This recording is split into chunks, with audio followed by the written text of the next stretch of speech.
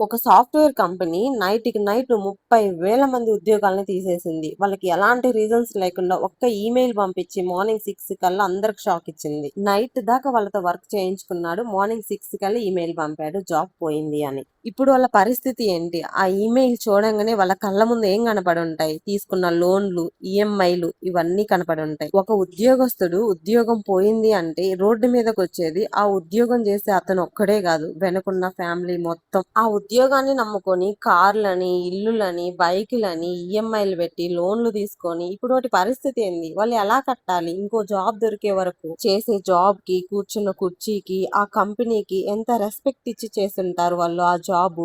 Company మాది అని చేసుంటారు. ఆఖరికి కంపెనీ ఏం చేసింది వాళ్ళని? ఇలా ఉద్యోగాలు పీకి పడేస్తుంటే ఇంజినీరింగ్ చదివి ఏంటి లాభం? ఇంజినీరింగ్ అని వేల మంది ఇంజినీరింగ్ జాయిన్ అవుతున్నారు. ఏంటి లాభం? నేనైతే నా కొడుకుని ఇంజినీరింగ్ అయితే అస్సలు చదివించను. నేనేం చెప్తున్నా అంటే జాబుని నమ్ముకొని ఈఎంఐలు పెట్టి లోన్లు తీసుకొని ఇబ్బంది పడొద్దు. మన దగ్గర డబ్బులుంటే ఇల్లులు కొనుక్కోండి, కార్లు కొనుక్కోండి. ఈఎంఐ వద్దు.